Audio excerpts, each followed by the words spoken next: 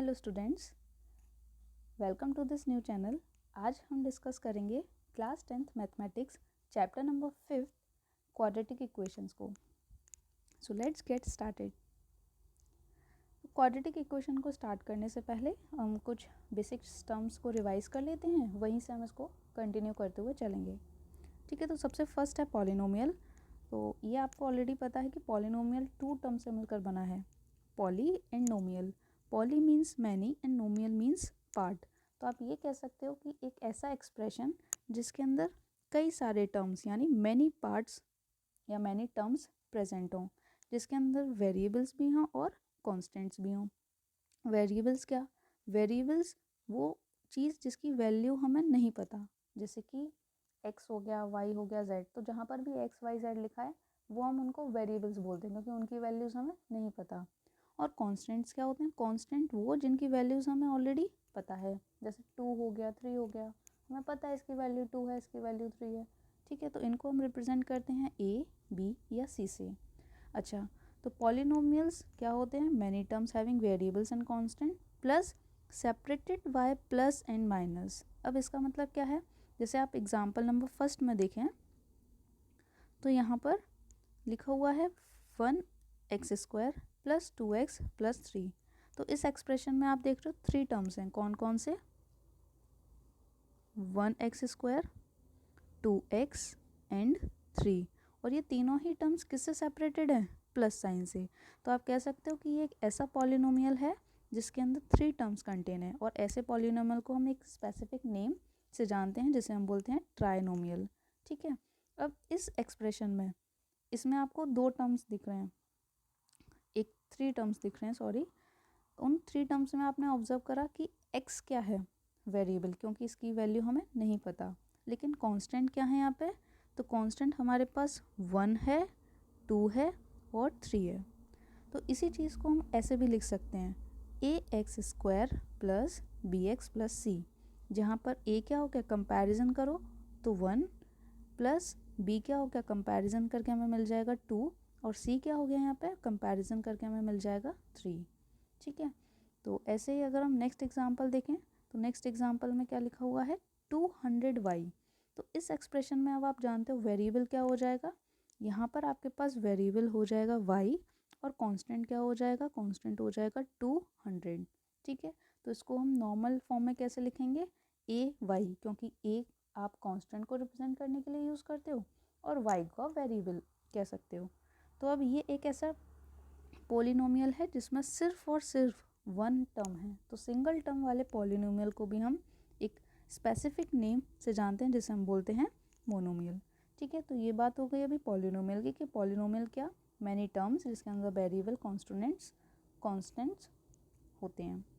अगर हम बात करें डिग्री ऑफ अ पॉलिनोमियल, तो डिग्री को समझते हैं हम। डिग्री ऑफ अ पॉलिनोमियल होता है हाईएस्ट एक्सपोनेंट या फिर power of variable.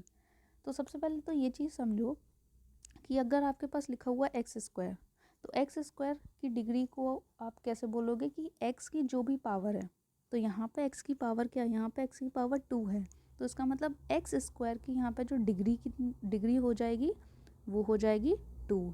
In the same way अगर y की पावर 5 लिखा हुआ है तो आप कह सकते हो इसकी डिग्री कितनी हो जाएगी? 5। अगर z की पावर 0, z, y, x ये सारे ही वेरिएबल्स हैं। ठीक है, तो वेरिएबल की जो भी पावर होती है बेसिकली हम उसको उसकी डिग्री बोलते हैं। ठीक है, तो यहाँ पर z0 की डिग्री क्या हो जाएगी? 0।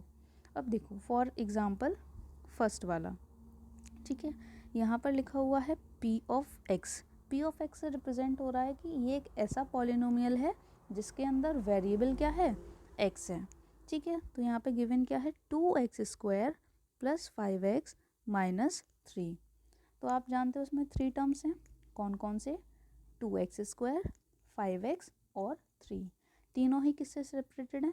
एक तो प्लस से सेपरेटेड है यहाँ पे, और यहाँ पे माइनस से सेपरेटेड है। ठीक है, तो अगर आप फर्स्ट टर्म को नोटिस करो, फर्स्ट टर्म यानी 2x², 2x² में डिग्री क्या हो जाएगी? ऑब्वियस है, x की पावर कितनी है? 2, तो यहाँ पे डिग्री हो जाएगी 2। सेकेंड टर्म को आप ऑब्जर्व करोगे तो यहाँ पे लिखा हुआ है 5x, और डिग्री हम देखते हैं वेरिएबल की, तो यहाँ पे जो x है यानी वेरिएबल इसकी पावर कितनी है 1, तो इसकी डिग्री हो गई 1। अब ये जो 3 है इसकी डिग्री 0 कैसे, क्योंकि आप जानते हो इस 3 के साथ आप लिख सकते हो x की पावर 0, क्योंकि x की power 0 is nothing but this is 1। तो आप यहाँ पे कह सकते हो कि x की डिग्री या x की पावर कितनी है यहाँ पे 0। अब तीनों ही डिग्रीज में से हाईएस्ट डिग्री कौन सी है, तो हाईएस्ट डिग्री है डिग्री 2। तो आप कह सकते हो कि degree of the polynomial px is 2। तो कोई भी अगर आपसे पूछे पॉलिनोमियल की डिग्री क्या होती है, तो आप सिंपली ये बोलोगे कि अगर कोई भी पॉलिनोमियल है उसमें जो भी वेरिएबल है उसकी हाईएस्ट पावर को हम या हाईएस्ट एक्सपोनेंट को हम डिग्री बोलेंगे। फॉर एन एग्जांपल अगर आप सेकंड वाला देखो, तो सेकंड वाले एग्जांपल में आपके पास क्या गिवन है y की पावर 10 प्लस वाई प्लस 1। तो आपको पता है जो फर्स्ट टर्म है यहाँ पे फर्स्ट टर्म है आपके पास y की पावर 10, सेकेंड टर्म है y और थर्ड टर्म है 1। तो फर्स्ट टर्म में पावर हो गई 10 तो इसकी डिग्री 10, सेकेंड टर्म में पावर हो गई 1 तो इसकी डिग्री 1 और थर्ड टर्म में पावर हो गई 0 तो इसकी डिग्री 0। बट हाईएस्ट तीनों में से कौन सी है 10, तो इसलिए हम कहेंगे कि इस पॉलिनोमियल की जो डिग्री है वो कितनी हो जाएगी 10। ठीक है, अब आपको ये चीज़ याद रखनी है कि पॉलिनोमियल्स को हमने डिग्री के बेसिस पर कई सारे टाइप्स में डिवाइड करा हुआ है। मतलब अगर पॉलिनोमियल की डिग्री 1 है तो उसको हम लीनियर बोलते हैं, अगर किसी पॉलिनोमियल की डिग्री 2 है तो उसको हम क्वाड्रेटिक पॉलिनोमियल बोलते हैं, अगर किसी पॉलिनोमियल की डिग्री 3 है तो उसको हम क्यूबिक पॉलिनोमियल बोलते हैं, और ऐसे ही ये बढ़ता चला जाता है। आपके सिलेबस में अभी मोस्टली आपको या तो लीनियर दिखेगा, क्वाड्रेटिक या क्यूबिक एंड सो ऑन है, बट आपके लिए अभी इतना ही सिलेबस में है। तो अब एक चीज़ और आप ध्यान में दीजिएगा, अगर आपके पास कहीं एक्सप्रेशन लिखा हुआ है जैसे ये वाला 2x² प्लस 5x माइनस 3, अगर सिर्फ यहाँ पे यही लिखा हुआ है और कोई अदर साइन नहीं है तो आप इसको बोलोगे पॉलिनोमियल। ठीक है, लेकिन जब यही एक्सप्रेशन इक्वल्स टू के 0 हो जाता है तो अब आप इसको पॉलिनोमियल ना कह के क्या बोलते हो पॉलिनोमियल इक्वेशन। मतलब जब तक इक्वल्स टू नहीं है तब तक पॉलिनोमियल, और जब इक्वल्स टू लगा दोगे तब आप इसको कहोगे पॉलिनोमियल इक्वेशन। अब आपको पता है कि अगर पॉलिनोमियल की डिग्री 2 है तो उसको हम क्या बोलते हैं क्वाड्रेटिक। ठीक है, तो इसीलिए आप इस वाले पॉलिनोमियल को 2x² plus 5x minus 3 equals to 0 को क्या बोल सकते हो क्वाड्रेटिक इक्वेशन। क्यों, क्योंकि यहाँ पे इस पॉलिनोमियल की डिग्री 2 है, और इक्वेशन क्यों बोला क्योंकि ये इक्वल्स टू 0 है। ठीक है, सो नाउ अब हम डिफाइन करते हैं क्वाड्रेटिक इक्वेशन को। तो अब आप इजीली डिफाइन कर सकते हो कि quadratic equation is nothing but a polynomial equals to 0। ठीक है, a quadratic polynomial equals to 0, और उस क्वाड्रेटिक पॉलिनोमियल की जो डिग्री होगी वो कितनी होगी 2। For an example 2x² plus x minus 300 equals to 0। तो यहाँ पे आपको ईजिली दिख रहा है यहाँ पे डिग्री क्या है, हाईएस्ट पावर x की कितनी है 2, इसलिए क्वाड्रेटिक है। सेकेंड एग्जाम्पल में 2x² minus 3x plus 1 equals to 0, इसकी में भी जो हाईएस्ट पावर x की वो है 2, इसलिए ये भी क्वाड्रेटिक इक्वेशन होगा। और लास्ट वाले एग्जाम्पल में भी क्या लिखा हुआ है 1 minus x² plus 2x equals to 0, ये भी क्वाड्रेटिक इक्वेशन होगा क्योंकि यहाँ पर भी वेरिएबल की जो हाईएस्ट पावर है वो है 2। अब इसमें जो स्टैंडर्ड फॉर्म होती है, जैसे अगर आप इन चीज़ों को ऑब्जर्व करो इन तीनों ही एग्जाम्पल को, तो आप कह सकते हो कि हम किसी भी क्वाड्रेटिक इक्वेशन को रिप्रेजेंट कर सकते हैं ax² plus bx plus c equals to 0। ठीक है, बस यहाँ पे एक चीज़ आपको याद रखनी है, वो चीज़ क्या कि यहाँ पर a is not equals to 0, सबसे मेन पॉइंट यही है। क्यों, क्योंकि अगर a ही 0 हो जाएगा तो x² इंटू 0 क्या हो जाएगा 0, और जब x² का टर्म ही कैंसिल हो जाएगा इसका मतलब वहाँ पे उसकी डिग्री 2 रहेगी ही नहीं, और जब डिग्री 2 नहीं रहेगी तो वो क्वाड्रेटिक इक्वेशन भी नहीं होगा। ठीक है, तो आई होप आपको ये समझ में आया होगा। तो क्वाड्रेटिक इक्वेशन क्या है, एक क्वाड्रेटिक पॉलिनोमियल जो इक्वल्स टू में 0 के दे रखा है, प्लस उसकी जो स्टैंडर्ड फॉर्म है वो क्या है ax² plus bx plus c equals to 0, जहाँ पे a b c क्या होते हैं रियल नंबर्स, या फिर आप कह सकते हो कांस्टेंट, कुछ भी वैल्यूज़ हो सकती है, जिसमें कि ए को आप बोल सकते हो coefficient of x square, b को बोला जाता है कोफिशिएंट ऑफ एक्स, और सी को बोला जाता है कांस्टेंट।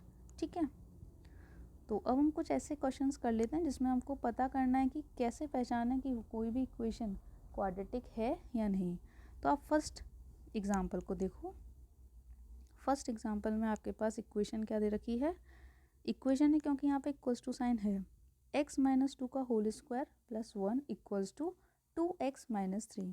ठीक है, तो इसको चेक करने के लिए आप इसको नॉर्मली सॉल्व करो, सॉल्व मतलब नॉर्मल ओपन कर दो। तो सबसे पहले आप देखो, आपके पास ये फॉर्मूला है a माइनस बी का होल स्क्वायर, आप जानते हो ये होता है a square plus b square minus 2ab। यहाँ पे अगर आप a की जगह x माइनस एक्स रखो और b की जगह 2 रखो, तो आपके पास x माइनस 2 का होल स्क्वायर का फॉर्मूला क्या आ जाएगा, a square plus 2 square minus 2 into x into 2।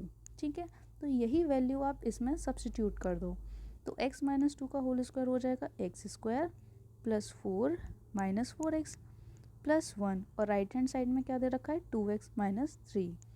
तो इसमें अब आप सॉल्व करने के लिए इस वाले 2x को लेफ्ट हैंड साइड ले जा सकते हो और इस वाले -3 को भी लेफ्ट हैंड साइड ले जाइए। तो आप इसको लिखोगे x square minus 4x as it is, ये आ गया 2x इधर पॉजिटिव था, लेफ्ट हैंड साइड आएगा तो -2x, और देखो 4 और 1 टोटल इधर हो जाएंगे 5, और ये -3 जब इधर जाएगा यानी लेफ्ट हैंड साइड जाएगा तो सॉरी यहाँ पर ये हो जाएगा +3 इक्वल्स टू 0। तो इसको सॉल्व करोगे तो ये हो जाएगा एक्स स्क्वायर माइनस 6x और 5 प्लस 3, यहाँ पे 2 नहीं, यहाँ पे आ जाएगा 8। ठीक है, ठीक है, तो अब इसके बताओ इसकी डिग्री कितनी है, यहाँ पे वेरिएबल की हाईएस्ट पावर 2 है तो इसकी डिग्री हो गई 2। तो आप कह सकते हो कि hence it is a quadratic polynomial equation. तो आप इस पर आप कंपैरिजन कर लो चाहो तो, कंपैरिजन किससे, A X square plus B x plus C से। तो जब आप इसको कंपैरिजन करोगे, यहाँ पर एक चीज़ याद रखना, ये 2 नहीं था, यहाँ पे क्या था 8 और ये था प्लस। ठीक है, तो यहाँ पे ए की वैल्यू, ए क्या होता है कोफिशिएंट ऑफ एक्स स्क्वायर के आगे कुछ नहीं है तो आप यहाँ पे इसको 1 मान सकते हो।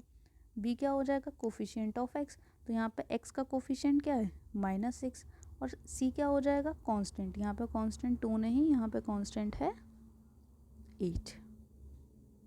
ठीक है, तो इसे आप ठीक कर लीजिएगा, बट आई होप आपको समझ में आ गया होगा। अगर ये समझ में आ गया तो चलो एक और क्वेश्चन हम इसको ट्राई करते हैं। अब इसमें आपको फिर से वही पता करना है कि क्या ये क्वाड्रेटिक इक्वेशन है या नहीं। तो आपको जो इक्वेशन गिवन है वो दे रखी है एक्स प्लस 1 प्लस 8 बराबर है x minus 2 and x plus 2 and x minus 2। तो इसको सॉल्व करने के लिए आप नॉर्मली इसको सॉल्व कर सकते हो। यहाँ पे एक फॉर्मूला अप्लाई हो जाएगा, ए स्क्वायर माइनस बी स्क्वायर का आप जानते हो, ए प्लस बी ए माइनस बी। तो यहाँ पे आप एक्स प्लस 2 और एक्स माइनस 2 को क्या लिख सकते हो, एक्स स्क्वायर माइनस 2 स्क्वायर। ठीक है, तो चलो सबसे पहले लेफ्ट हैंड साइड को ओपन करते हैं। लेफ्ट हैंड साइड में क्या लिखा है, x plus 1 plus 8 equals to x plus 2 and x minus 2। ठीक है, तो मल्टीप्लाई करोगे, मल्टीप्लाई करने पे आपको क्या मिल जाएगा, x square plus x plus 8 equals to, यहाँ पे आप लिखोगे एक्स स्क्वायर माइनस 2 स्क्वायर यानी 4। देखो एक्स स्क्वायर से एक्स स्क्वायर टर्म कैंसिल हो गया, तो जो भी रिमेनिंग है उसको एक वन साइड लिख लो, तो ये हो जाएगा एक्स प्लस 8 माइनस 4 को जब आप लेफ्ट हैंड साइड लेके आओगे तो ये हो जाएगा plus 4 equals to 0। This will be x plus 12 equals to 0। अब देखो यहाँ पर x जो वेरिएबल है इसकी हाईएस्ट पावर कितनी है 1, तो आप कहोगे कि इस एक्सप्रेशन की जो डिग्री है, डिग्री कितनी है 1। और आपको भी बताया था कि अगर पॉलिनोमियल की डिग्री 1 है तो उसे हम लीनियर पॉलिनोमियल बोलते हैं या लीनियर इक्वेशन बोलते हैं। तो हमको तो ये क्वाड्रेटिक पता करना था, इसलिए हम कहेंगे कि ये क्वाड्रेटिक इक्वेशन नहीं है, hence it is not a quadratic equation. तो अब आप इसको कंपैरिजन अगर करोगे तो कंपैरिजन इससे नहीं करोगे, अब इसमें टर्म तो ए एक्स स्क्वायर वाला है ही नहीं, तो अब आप इसको सिर्फ कंपैरिजन करोगे बी एक्स प्लस सी से। तो कंपेयर करके आपको बी क्या होता है, एक्स ए होता है कोफिशिएंट ऑफ एक्स स्क्वायर, वो तो है नहीं तो ये तो हो गया 0। बी होता है कोफिशिएंट ऑफ एक्स और यहाँ पे कोफिशिएंट कुछ नहीं है तो आप इसको 1 मान लो, तो आप इसको लिख सकते हो 1। और सी क्या हो जाएगा, कोफिशिएंट ऑफ, सॉरी सी होता है कांस्टेंट टर्म, तो सी हो जाएगा यहाँ पे 12। तो इस तरीके से आप पता कर सकते हो कि क्वाड्रेटिक इक्वेशन कोई भी एक्सप्रेशन है या नहीं। नॉर्मली आप उसको सॉल्व करिए, अगर उसकी डिग्री 2 है तो वो क्वाड्रेटिक होगा, अदरवाइज नहीं होगा। तो आई होप आपको ये लेक्चर समझ में आया होगा। अगर आपको कोई भी डाउट है तो आप कमेंट करके पूछ सकते हो, और इसके आगे की जितनी भी चीज़ें हैं जैसे कि क्वाड्रेटिक इक्वेशन को सॉल्व कैसे करते हैं वो हम सारे चीज़ें नेक्स्ट वीडियो में सीखेंगे। So thank you, I hope आपको ये समझ में आया होगा।